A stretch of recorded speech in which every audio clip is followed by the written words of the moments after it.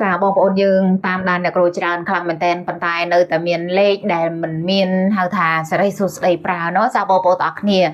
លេខសំខាន់ណាស់ចាហើយជួយមើលលេខខ្ញុំផងលេខនេះយ៉ាងម៉េចដែរលេខរបស់បងថ្មីត្បិតតែស្រួលចាំក៏ប៉ុន្តែបងអត់ល្អទេ40 គុតឬក៏04727នេះណាចាតាកតងនឹងលេខបំណុលលេខដាស់រោគលេខរោគលុយមិនសល់ចាហើយលេខនេះអ្នកផ្សេងគេយកតែបញ្ហាមកឲ្យបងចាអត់ចេះចប់អត់ចេះហើយទេហើយ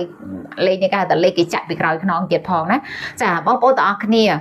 លេខយើងត្រូវតែយកទាំង6និង7លេខនោះជាលេខដែលមានសេរីសួស្តីទាំងអស់ចាក្បាលមិនសំខាន់ទេណាអ្វីដែលសំខាន់គឺសំខាន់6និង7លេខត្រូវតែលេខដែលមានសេរីសួស្តីចាបងប្អូនទាំងអស់គ្នាអ្នកគ្រូក៏មានការទទួលរៀបលេខទូរស័ព្ទដែលមានសេរីសួស្តីសម្រាប់យុគសម័យកាលយុគ9ឲ្យត្រូវនឹងអាជីពការងារផងដែរចាបងគាត់រៀបជាមួយអ្នកគ្រូច្រើនដែលគាត់ទទួលបានលទ្ធផលល្អខ្លាំងលេខអ្នកគ្រូនៅខាងក្រោមចាក់คลิปវីដេអូណាដោយក្តីស្រឡាញ់